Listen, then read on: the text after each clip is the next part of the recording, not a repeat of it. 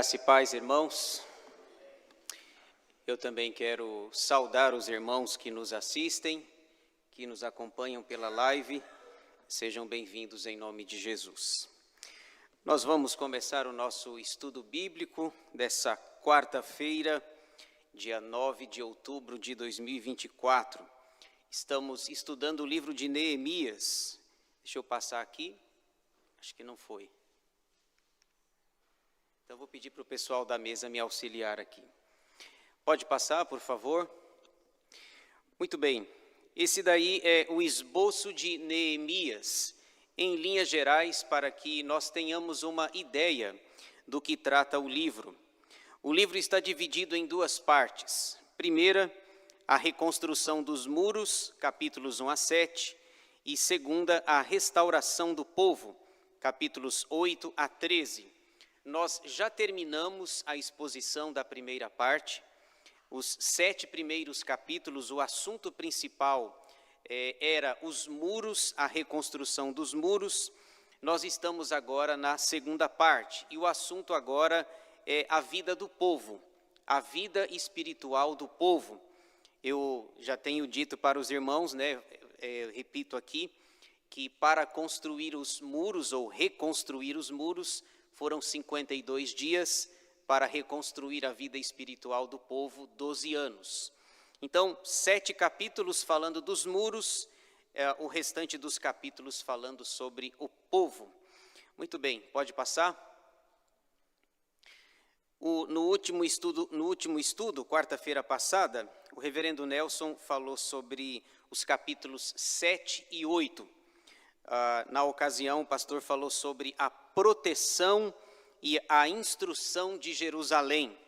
Por proteção é a questão dos muros, os muros sendo finalizados lá no capítulo 7. E por instrução é o ensino da lei. Então, no capítulo 7, nós temos a finalização da construção dos muros, e no capítulo 8, nós temos aquele encontro lá de Esdras e Neemias, ambos reunidos para celebrar, para adorar a Deus juntamente com o povo. Então, esse foi o assunto que o pastor Nelson tratou na quarta-feira passada. Vamos então ao nosso assunto de hoje. Pode passar, por favor. Neemias 9, abra sua Bíblia aí, por favor, e deixe-a aberta nesse capítulo. Neemias 9, o tema que eu dei para esse capítulo é a oração de confissão do povo. A palavra-chave nossa no estudo de hoje é oração. Todo esse capítulo fala a respeito da oração que o povo fez, confessando seus pecados ao Senhor.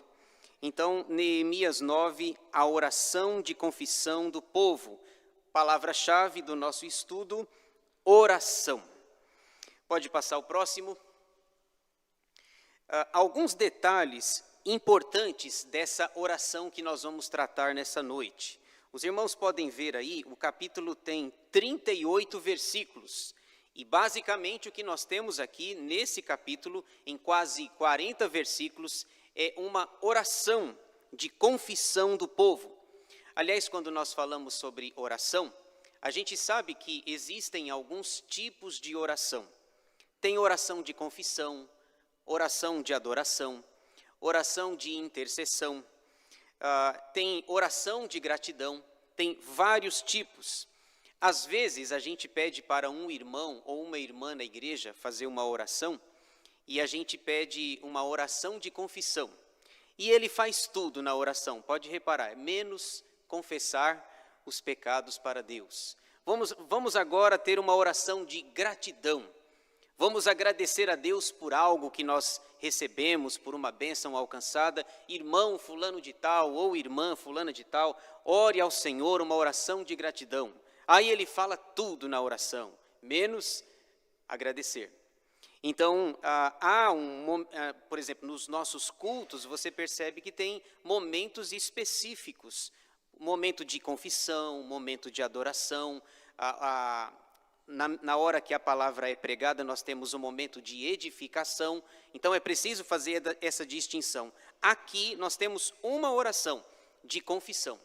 O povo depois de ouvir todas aquelas palavras do capítulo 8, aonde Esdras e Neemias estavam reunidos, aonde foi construído um púlpito de madeira, Esdras sobe no púlpito e começa a ensinar a lei do Senhor, e eles chegam a uma conclusão, que eles estão pecando contra Deus, desobedecendo ao Senhor, então eles fazem aqui uma oração de confissão. 4 detalhes importantes que eu, pesquisando aqui, descobri nessa oração. Primeiro, nós temos 3 orações de confissão na Bíblia. E, curiosamente, essas 3 orações estão no capítulo 9. Eu não sei se vocês já repararam isso. Lá em Esdras 9, nós temos uma oração de confissão. Aqui em Neemias 9, nós temos também uma oração de confissão. E lá em Daniel 9, nós também temos uma oração de confissão. Então, para facilitar a memorização minha e dos irmãos, lembrem-se do número 9. Então, Esdras 9, Neemias 9 e Daniel 9, esses 3 capítulos, o assunto é o mesmo, uma oração de confissão ao Senhor, aonde o povo pede perdão pelos seus pecados. Um segundo detalhe importante dessa oração, antes de nós entrarmos nela propriamente dito, é o entendimento sobre os atributos de Deus. Quem está orando aqui conhece a Deus. Quem está orando conhece os atributos de Deus. Quem é o Deus ao qual ele está se referindo. Então, nós vamos ver que nessa oração, quem está fazendo essa oração conhece a Deus. Ele vai dizer que Deus é poderoso, Deus é soberano, que Deus é bondoso, Deus é misericordioso. Então, o autor desta oração conhece Deus, ou conhece os atributos de Deus. Nós temos vários atributos de Deus. Por exemplo, na teologia nós chamamos isso de atributos comunicáveis e atributos incomunicáveis. Os atributos comunicáveis são aqueles que Deus tem e que ele deu aos seres humanos em alguma medida. Então, por exemplo, amor, bondade, paciência, misericórdia, etc. E tem os atributos incomunicáveis que Deus tem, mas ele não compartilha aos seres humanos. Então, por exemplo, eternidade, infinidade, soberania, poder. Então, a teologia faz essa distinção entre atributos comunicáveis e atributos incomunicáveis. Quem está fazendo essa oração conhece os atributos de Deus. Terceiro detalhe da oração, o conhecimento deles sobre a sua história. Quem está fazendo essa oração conhece a sua própria história. Isso aqui é algo interessante. Nós conhecermos a nossa história, nós sabermos de onde nós viemos, aonde nós estamos e para onde nós caminhamos. O autor dessa oração conhece a sua história. Aliás, eu me lembrei, por exemplo, você deve se lembrar, lá em Atos 7, nós temos lá o testemunho de Estevão. E Estevão está sendo acusado pelo Sinédrio judaico, e ele faz o maior sermão do Novo Testamento, com cerca de 50 citações feitas decoradas. Estevão não tem um esboço, não tem um papel, ele faz cerca de 50 citações. Atos 7, quando ele começa a contar a história do povo de Deus, então ele conhece a sua história, 50 citações decoradas, Estevão faz lá em Atos 7. O sermão é tão impressionante que termina com a sua morte. Ele foi apedrejado. Então esse é o terceiro detalhe que me chama a atenção, o conhecimento que o autor da oração tem sobre a sua história. O quarto detalhe que me chama a atenção sobre essa oração é o tempo, o período de tempo descrito na oração. Veja só, o autor começa falando sobre Abraão, ainda Abrão. Veja aí no versículo 7, por exemplo, ele cita Abrão no versículo 7, 9:7. Tu és o Senhor, o Deus que elegeste Abrão, e o tiraste de Ur dos Caldeus, e lhe puseste por nome Abraão. Veja, eu fiz umas contas aí, esse período lá, Gênesis capítulo 11, quando Deus chama Abrão e o tira da terra de Ur dos Caldeus, nós estamos falando de aproximadamente o ano 1907 a.C. É Gênesis 11, o finalzinho, o início de Gênesis 12. Lembra quando Deus fala? Sai da tua terra, da tua casa, da tua parentela e vai para uma terra que eu te mostrarei. E ele começa citando Abrão, que vai ter o seu nome mudado para Abraão, e ele vai até o período dos juízes. Veja aí, o versículo 27 diz assim: pelo que os entregaste nas mãos dos seus opressores, que os angustiaram, mas no tempo de sua angústia, clamando eles a ti, dos céus tu os ouviste, e segundo a tua grande misericórdia lhes deste libertadores, que os salvaram das mãos dos que os oprimiam. Esses libertadores são os juízes. Nós temos um livro na Bíblia chamado Juízes. Eu fiz o cálculo também, um dos últimos juízes lá do livro é Sansão. Lembram-se da história de Sansão? Sansão a história dele começa no capítulo 13, Juízes 13, e vai até o capítulo 16. Aqui, no período de Sansão, nós estamos, portanto, no ano 1076 a.C. Juízes 16 é aquele texto em que ele se encontra lá com Dalila. Dalila faz de tudo para descobrir o seu segredo, qual era a sua força, até que finalmente Sansão conta que a força estava nos seus cabelos. Eu até brinco algumas vezes por conta disso, né? Força na peruca, baseado no Sansão. Brincadeira. Muito bem, então veja aí eu fiz uma conta. 1907 menos 1076 é igual a 831 anos. Significa que nessa oração ele vai contar 831 anos de história. Essa é a incrível oração que nós temos aqui de Neemias capítulo 9. 3 orações com o mesmo capítulo, com o mesmo número.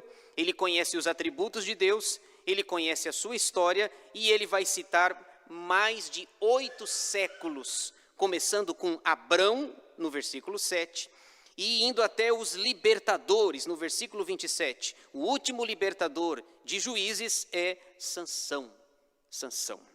Muito bem, vamos lá então, 831 anos de história contados numa oração. E eu tenho 40 minutos para contar 831 anos, mas vamos lá ver o que acontece. Agora vamos então para a oração. Dito isso, podemos então entrar nesse texto. Pode passar? Esboço de Neemias 9. O capítulo está dividido em 3 partes. Primeira, a fidelidade de Deus, versículos 1 a 15. Segunda, a infidelidade do povo, versículos 16 a 31. E terceira, o pedido do povo, versículos 32 a 38. Eu fiz uma sigla aí para facilitar, a sigla FIP. FIP, é diferente daquela FIP que você está pensando, né? FIP que tem um E no final. A FIP lá é Fundação Instituto de Pesquisas Econômicas. A FIP foi criada em 1973. É o FIP sem o E lá no final. A primeira parte, na oração, o autor vai dizer que Deus é fiel. Na segunda parte, o povo é infiel. E diante disso, ele vai fazer um pedido.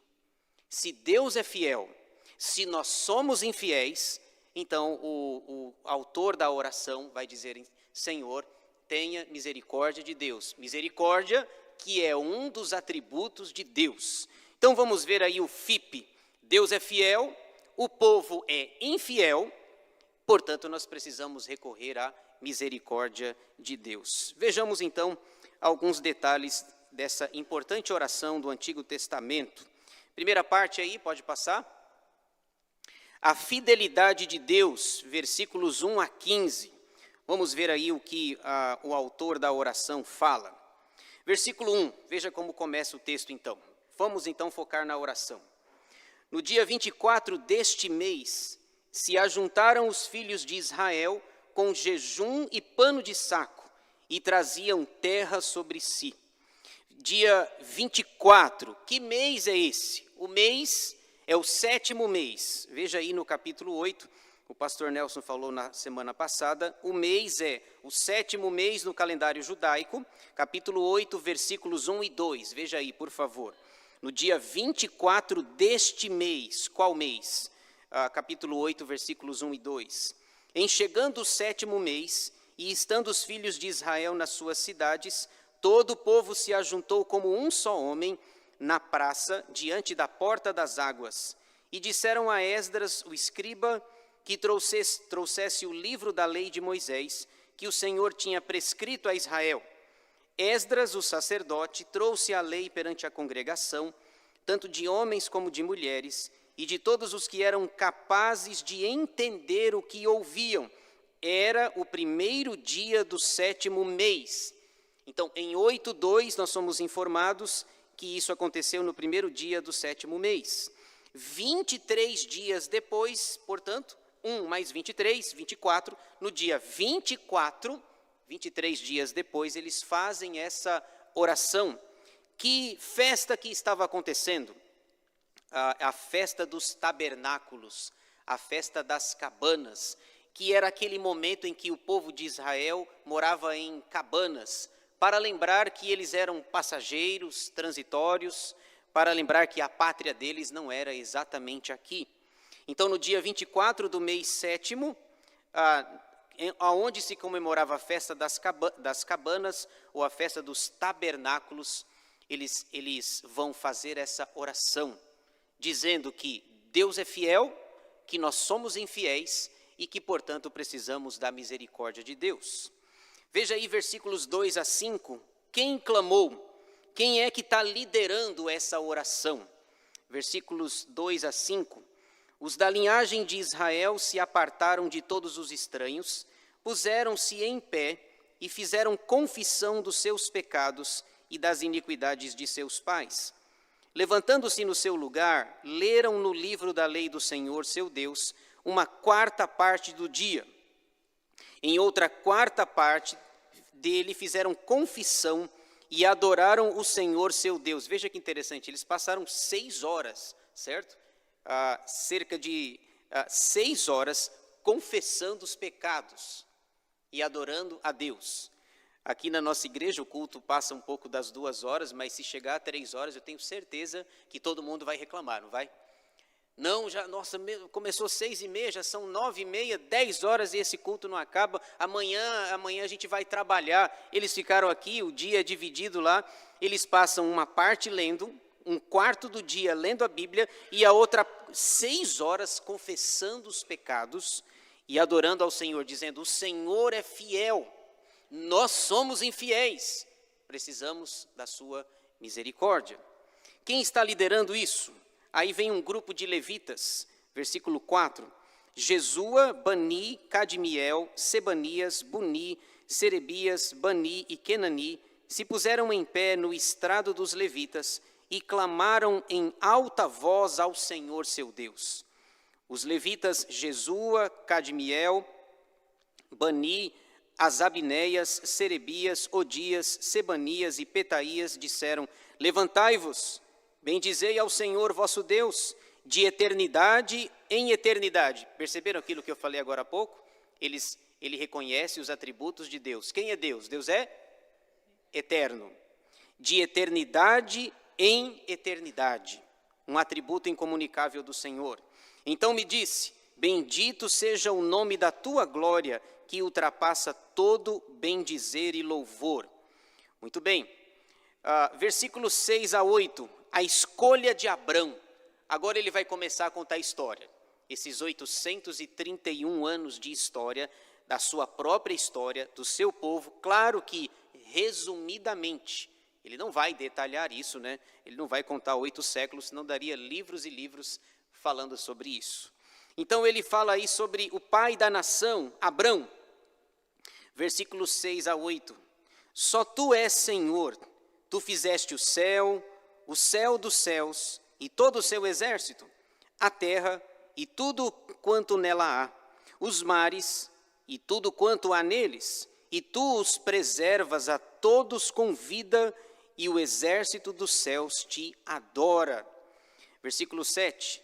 Tu és o Senhor, o Deus que elegeste Abrão, e o tiraste de Ur dos Caldeus, e lhe puseste por nome Abraão, Então aqui nós estamos no ano 1907 antes de Cristo. Aquela história lá, o nome dele, às vezes a gente acha qual é a diferença entre Abrão e Abraão. O que muda eu colocar uma vogal no nome de alguém, não é verdade? Mas os nomes no Antigo Testamento, eles tinham significado e tinham importância. O nome Abrão significa pai exaltado, mas aí colocou um A mais no nome, Abraão, e ficou pai de numerosas multidões, nações. É o que ele se tornou. Quando ainda idoso, Deus fez aquela promessa lá, e lá em Gênesis 15, Deus faz uma aliança com ele, e Gênesis 15, 6, vai aparecer aí no versículo 7, fala dessa aliança, né? Lá em Gênesis 15, 6, Deus diz assim, Abraão, vai lá fora, era noite, tenta contar as estrelas do céu, se é que você consegue. E Deus disse assim, bom, eu vou fazer a tua descendência tão numerosa quanto as estrelas dos céus. Abraão pergunta, mas Senhor, como assim, nem filhos eu tenho? Aliás, o herdeiro da minha casa é um estrangeiro, é o Damasceno Eliezer. E Deus diz, não, eu vou te abençoar e você vai crescer, você vai ser pai de numerosas nações. Gênesis 15, 6 é dito que Abraão creu em Deus e isso lhe foi imputado para justiça. Gênesis 15, 6 vai perpassar todo o Antigo Testamento e o Novo Testamento também. Abacuque 2, 4, quando Abacuque sobe na torre de vigília, pedindo misericórdia a Deus, ele diz, o justo viverá pela fé, baseado em Gênesis 15, 6. E Abraão creu em Deus e isso lhe foi imputado para a justiça. Versículo 8, achaste o seu coração fiel perante ti, e com ele fizeste aliança, Gênesis 15, 6. Para dares à sua descendência a terra dos cananeus, dos heteus, dos amorreus, dos ferezeus, dos jebuseus e dos girgazeus. E cumpriste as tuas promessas, porquanto és justo. Justo fala de atributos. O autor da oração conhece os atributos de Deus. Já vimos que Deus é eterno e já vimos que Deus é justo. Muito bem, pode passar mais um aí, por favor? Versículos 9 a 15, o que nós temos? Agora, o autor vai falar sobre um episódio conhecido na história de Israel, que é a saída do Egito. O que foi que Deus fez no Egito, todos os milagres e as maravilhas operadas por Deus. É preciso lembrar que o Egito era a maior potência daquele mundo. Quem mandava no mundo era o Egito. E agora, na oração, esses homens, esses líderes, esses levitas, eles vão falar de um episódio que é muito caro e muito importante para a vida da nação de Israel, a saída do Egito. Vamos ver então aí alguns, e ele vai contar todos esses detalhes que eu coloquei ali. Versículo 9. Viste a aflição de nossos pais no Egito, e lhes ouviste o clamor junto ao mar vermelho. Lá em Êxodo 3, quando Moisés pastoreava as ovelhas do seu sogro, Jetro, no deserto, ele vai lá, ele vê aquela sarça que ardia e não se consumia, lembra disso?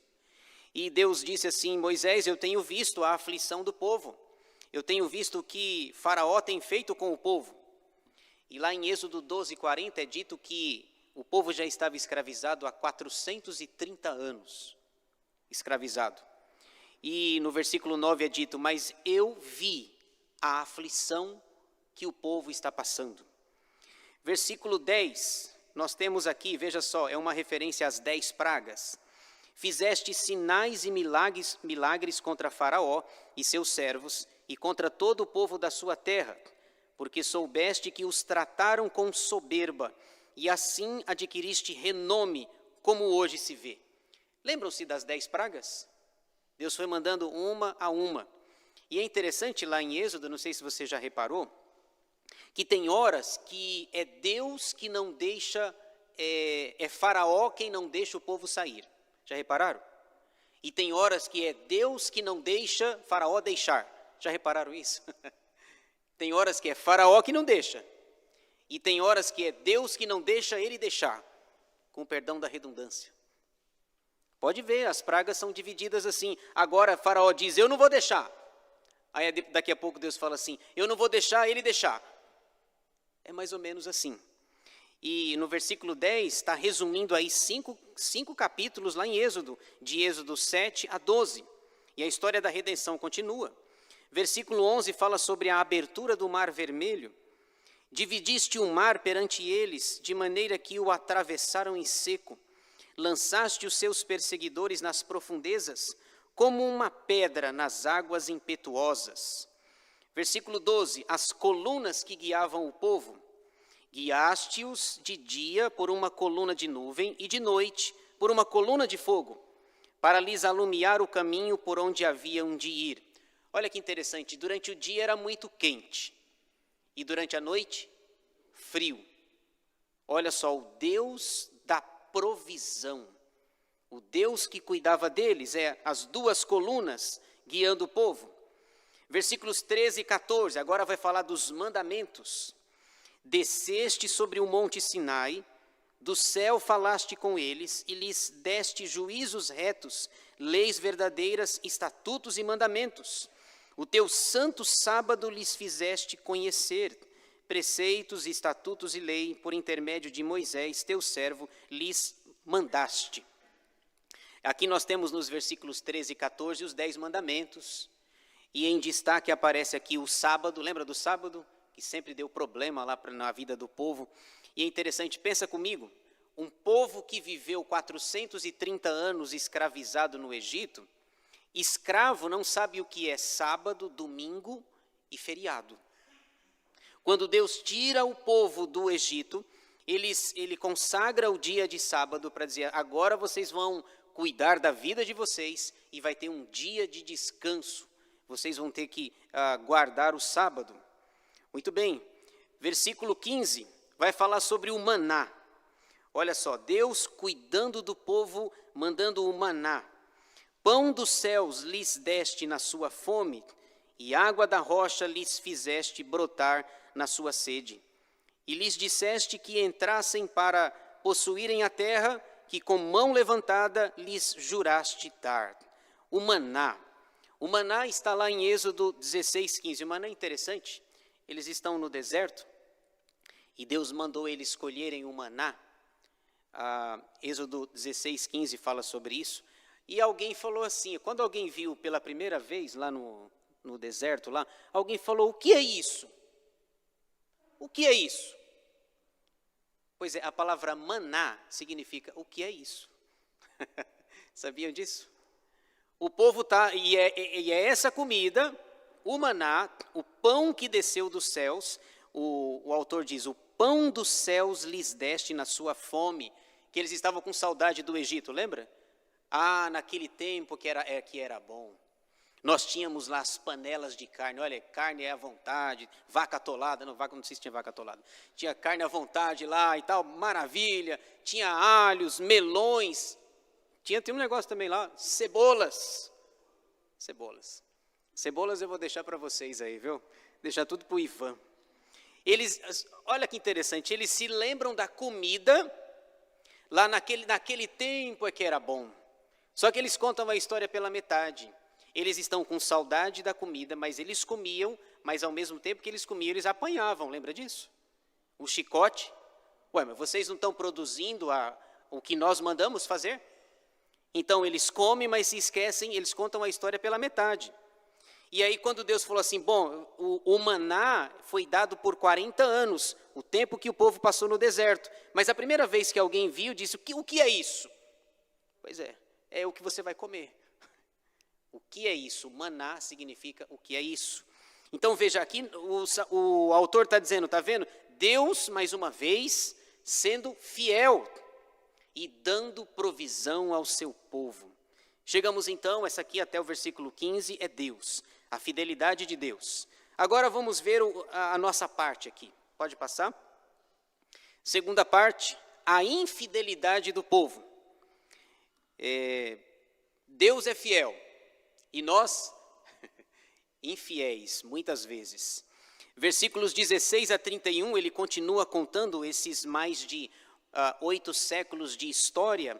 E agora dos versículos 16 a 31, ele mostra o seguinte, a despeito de tudo que Deus fez, a despeito de quem Deus é, que Deus é eterno, Deus é bom, Deus é justo, Deus é o Criador de todas as coisas, a despeito de tudo isso, o povo foi infiel. Vamos ver então aí, e eles fazem a confissão, já que é a oração de confissão do povo. Versículos 16 a 18, a primeira confissão que eles fazem. Veja aí, 9:16. Porém, nossos pais se houveram soberbamente e endureceram a sua cerviz, e não deram ouvidos aos teus mandamentos. Veja esse porém aí. A despeito de tudo que Deus fez e de tudo que Deus é, nos versículos 1 a 15, porém. Mas, porém, contudo, todavia, entretanto. Porém, o povo foi infiel. O texto destaca no versículo 16, soberba. Irmãos, a soberba é um problema. Lá em Provérbios, não lembro agora exatamente a referência, mas Salomão vai dizer que a soberba precede a queda, a ruína. A soberba vai levar o ser humano à queda. Alguns estudiosos até acham que o pecado que Satanás cometeu foi o pecado da soberba. Porque ele não se contentou em ser a maior das criaturas. Para ele não estava bom ser a maior criatura. Eu quero ser igual a Deus, ou quem sabe, maior do que Deus. E lá em Apocalipse 12, ele é expulso do céu. A antiga serpente, um dragão, é expulso dos céus por conta da soberba. A soberba é um problema.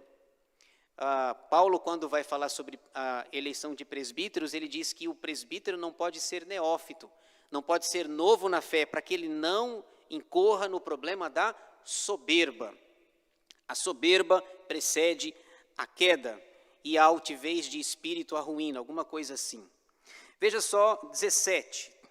Recusaram ouvir-te e não se lembraram das tuas maravilhas que lhes fizeste.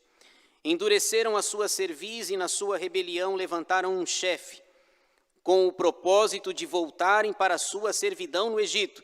Vocês repararam, eles querem voltar para o Egito. A despeito de quem Deus é e de tudo que ele fez, eles levantam um chefe, isso está lá em Números, no capítulo 14, depois que os 12 espias foram espiar a terra lá. Lembra do relatório? 10 espias falaram, a terra é boa, mas ela tem gigantes, a terra é perigosa. E apenas 2 disseram, sim, é verdade. Trouxeram até alguns exemplares de frutos lá, trouxeram cachos de uvas, frutos maravilhosos lá da terra, mas o povo ficou desanimado. 12 espias.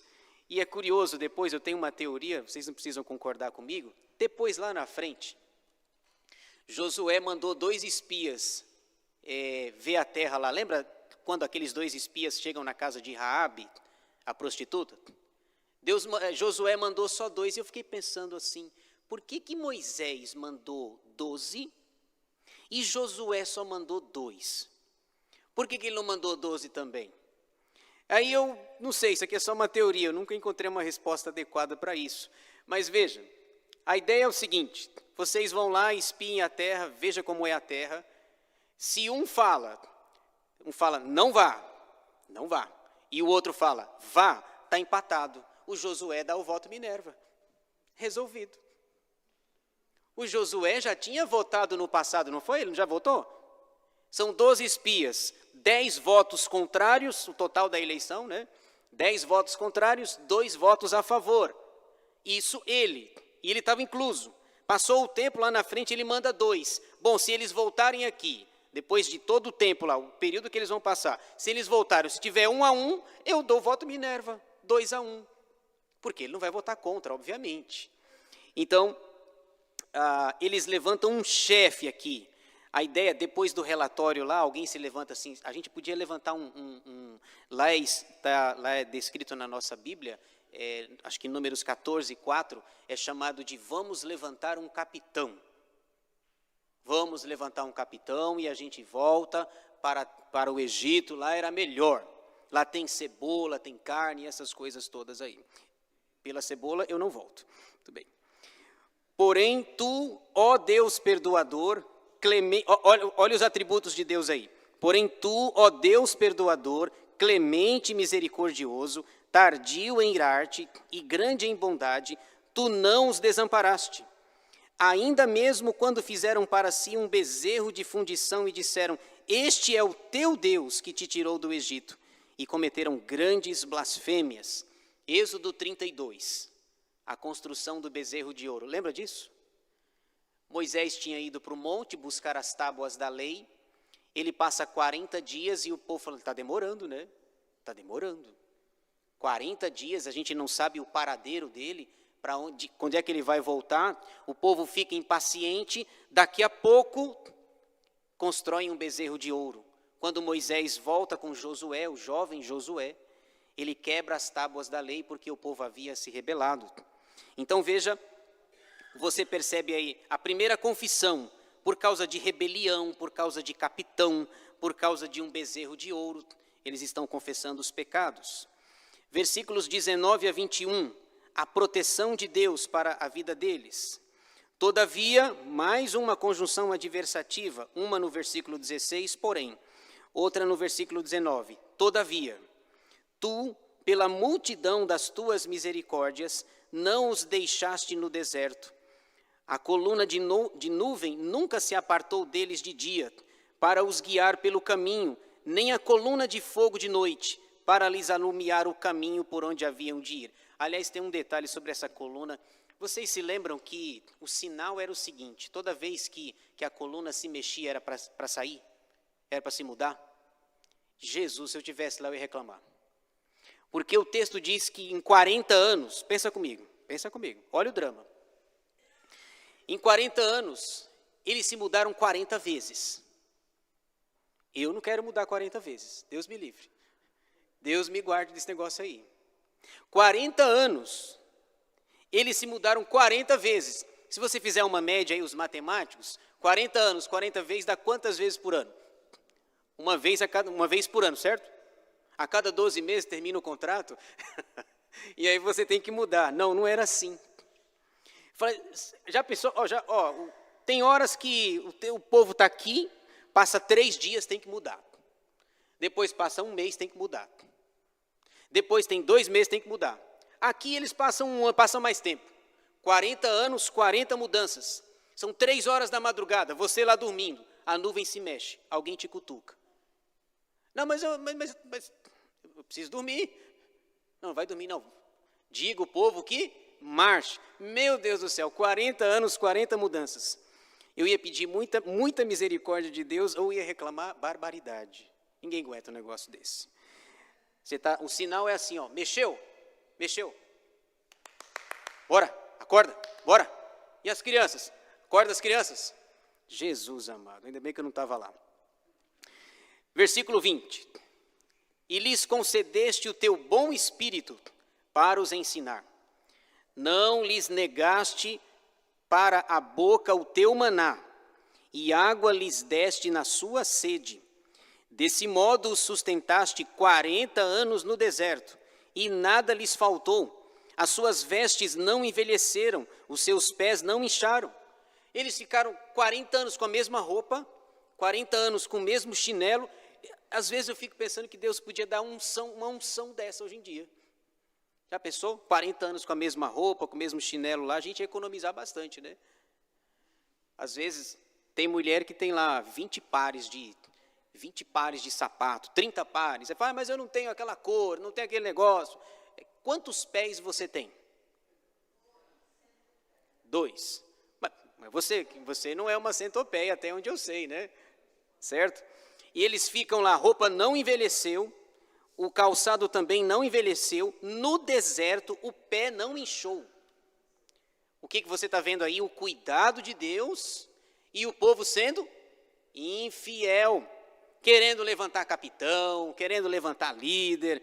Vamos voltar, lá tinha comida, lá tinha coisa boa, vamos voltar, não vou voltar para lugar nenhum. A ideia de Deus é sempre avançar, né? Lá em Êxodo 14, quando eles passam o mar lá, diga ao povo que marche. É sempre adiante. Muito bem. Versículos 22 a 25, o autor agora destaca a conquista da terra prometida. Veja só como ele conhece a sua história. Versículos 22 a 25, a conquista da terra. Também lhes deste reinos e povos, que lhes repartiste em porções. Assim, possuíram a terra de Seom, a saber, a terra do rei de Esbom e a terra de Og, rei de Bazã. Isso está lá em Números 21, quando eles vencem 2 reis conhecidos naquela época. Multiplicaste os seus filhos como as estrelas do céu, e trouxeste-o à terra de que tinhas dito a seus pais, que nela entrariam para a possuírem. Reparem a palavra estrelas no versículo 23. Estrelas é a mesma palavra que Deus falou para Abrão, lá em Gênesis 15. Abraão, vá lá fora, tente contar as estrelas, se é que podes.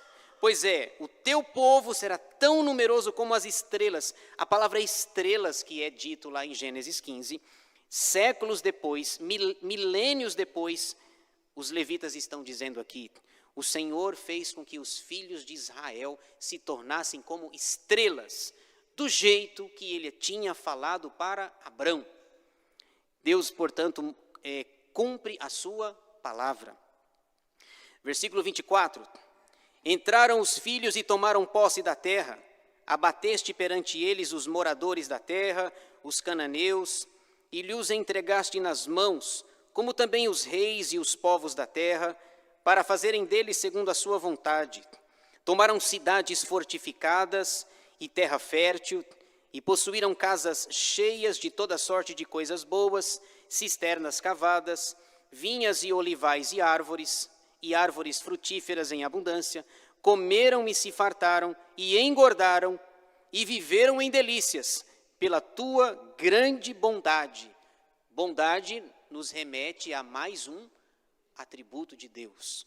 Quem está orando conhece os atributos de Deus, conhece a sua história. Tem mais, versículos 26 a 28. Agora, a despeito de tudo isso, a palavra-chave agora é rebelião. Eles continuam em rebelião. Versículos 26 a 28. Ainda assim foram desobedientes e se revoltaram contra ti. Viraram as costas à tua lei e mataram os teus profetas, que protestavam contra eles, para os fazerem voltar a ti, e cometeram grandes blasfêmias. Já é a segunda vez que aparece a palavra blasfêmias. A primeira vez é lá no versículo 18. A última palavra do versículo 18 é blasfêmias. É a segunda vez. Versículo 27. Pelo que os entregaste nas mãos dos seus opressores, que os angustiaram. Mas no tempo de sua angústia, clamando eles a ti, dos céus tu os ouviste. E segundo a tua grande misericórdia, misericórdia aponta para mais um atributo de Deus, lhes deste libertadores, que os salvaram das mãos dos que os oprimiam. Porém, quando se viam em descanso, lá em Juízes é assim, quando o povo estava apertado, o que eles faziam? Corria para Deus, clamava a Deus, pedia socorro. Senhor, tenha misericórdia, não está dando mais, estamos com a corda no pescoço.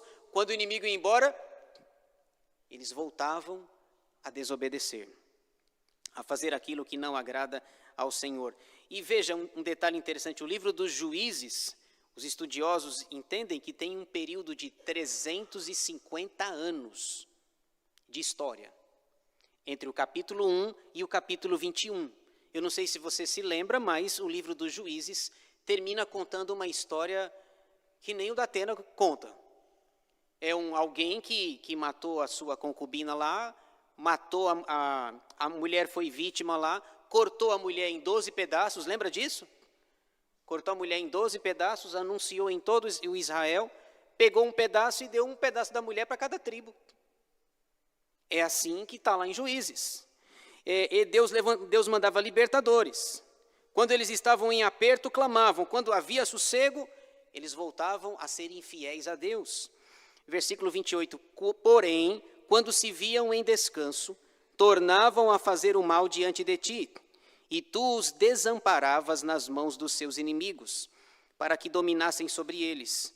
Mas, convertendo-se eles e clamando a ti, tu os ouviste dos céus, e segundo a tua misericórdia, os livraste. Quantas vezes? Muitas vezes. Isso lembra, além da misericórdia, lembra um outro atributo, né? Deus é paciente. A paciência de Deus. Muito bem. Versículos 29 a 31. Continua falando agora sobre a paciência de Deus. Deus podia ter destruído esse povo, mas não o fez. Versículo 29. Testemunhaste contra eles, para que voltassem à tua lei.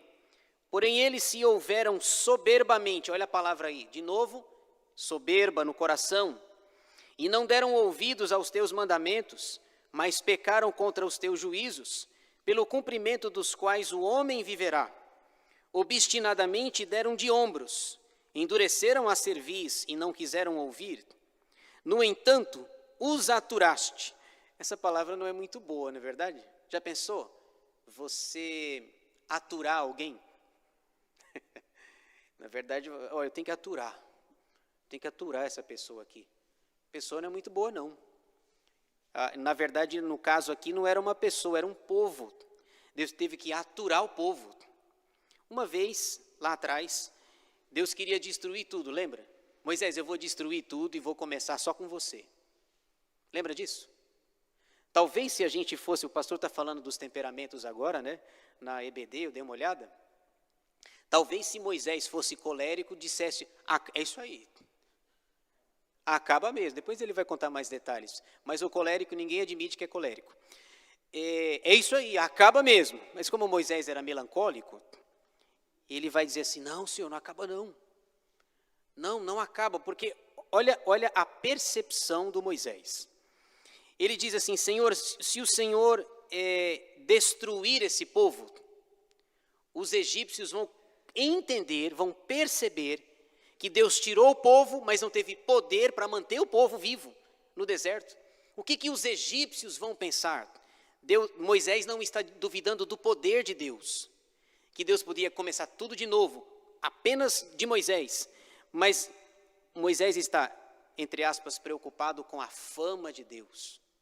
O que os egípcios vão dizer? A leitura que eles vão fazer é errada.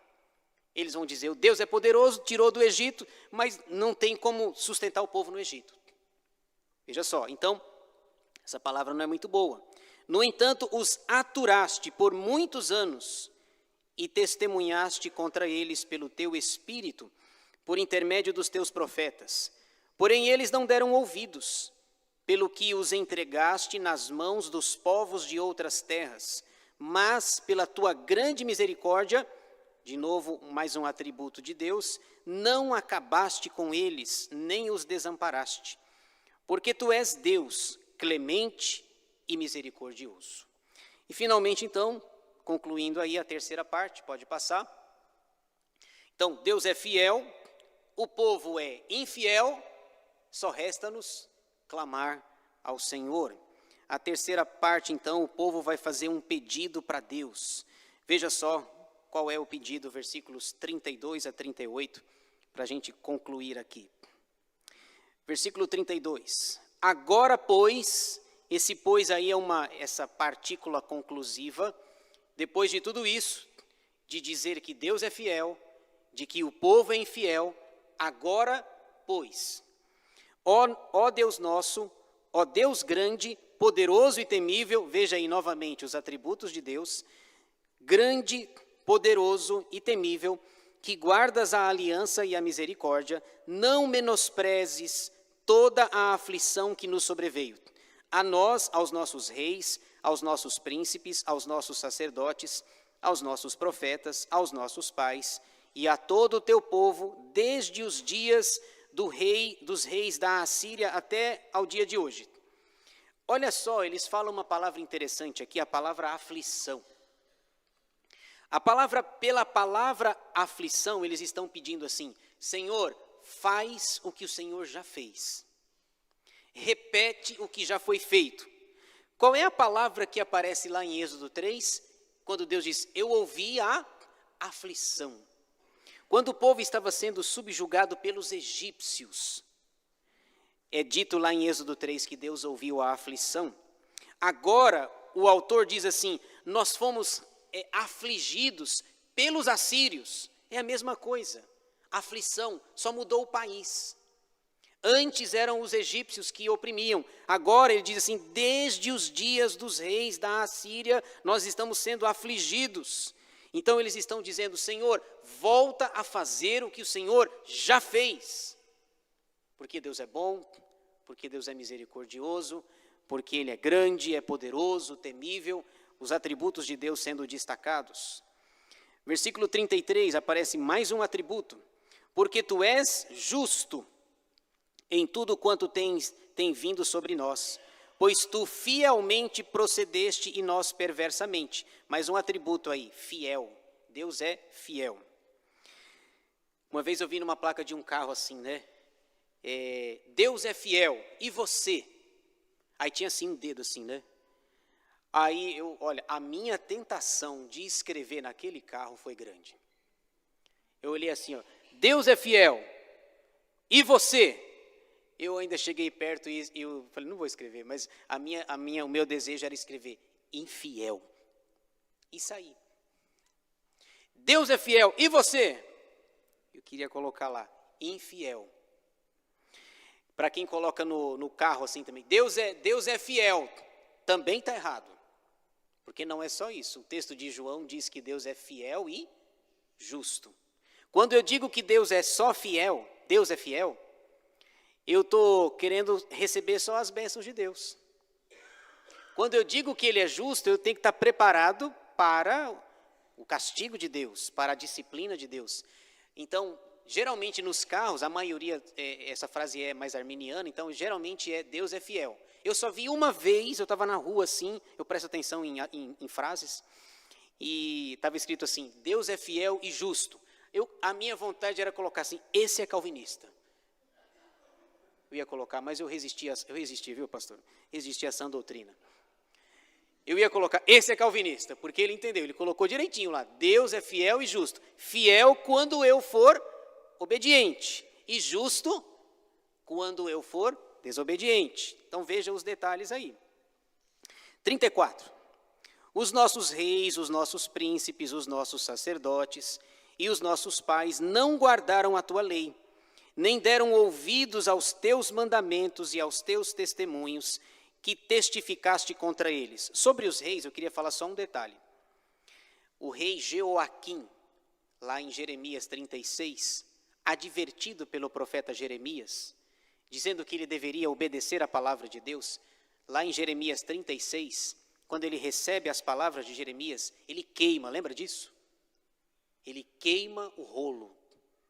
Tem as palavras de Deus sendo ditas aqui fala os nossos reis, eu lembrei de um rei só, Jeoaquim, Jeremias 36, e os conselheiros dizendo, rei, o senhor não deveria fazer isso, o senhor não devia queimar isso daí, ele está na casa de inverno, está fazendo frio, não é?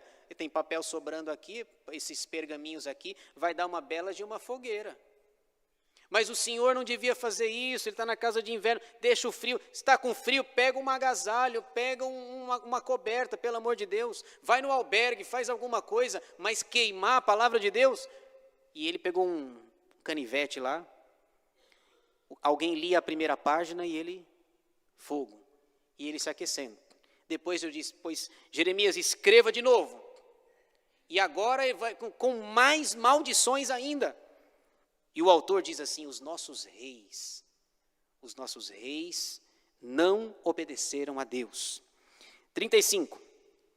Pois eles no seu reino, na muita abundância de bens que lhe deste, na terra espaçosa e fértil que puseste diante deles, não te serviram, nem se converteram de suas más obras. Eis que hoje somos servos ou escravos, e até na terra que deste a nossos pais para comerem o seu fruto e o seu bem, eis que somos servos ou escravos na nossa própria terra. Seus abundantes produtos são para os reis que puseste sobre nós, por causa dos nossos pecados, e segundo a sua vontade, dominam sobre o nosso corpo e sobre o nosso gado. Estamos em grande angústia. Qual é o pedido deles? Senhor, lembra da nossa aflição. O Senhor é fiel, nós somos infiéis, lembra da nossa aflição. E tem o versículo 38 que eu vou apenas ler, e aí o pastor Nelson vai dar sequência na semana que vem. Ele vai trazer figurinhas aqui para vocês. Não, acho que não vai, né? Por causa de tudo isso, estabelecemos aliança fiel e o escrevemos. Selaram-no os nossos príncipes, os nossos levitas e os nossos sacerdotes. Eles vão fazer uma aliança diante de tudo que foi dito, diante do que contém nessa oração. Eles dizem assim: é hora de fazer um juramento. É hora de entrarmos em aliança com o nosso Deus. Mas isso é assunto para semana que vem. Deixa eu mostrar só mais uma coisa e eu termino. Pode passar na aplicação. Algumas coisas me chamaram a atenção nesse capítulo, nessa oração. O que podemos aprender de Neemias 9? 4 lições. Primeira, confessar os nossos pecados a Deus. Essa é a primeira lição. Você e eu precisamos confessar os nossos pecados. O versículo 2 diz: e fizeram confissão dos seus pecados e das iniquidades de seus pais. É preciso ter consciência de quem nós somos e confessar os nossos pecados. Segundo, é preciso reconhecer o poder do Senhor.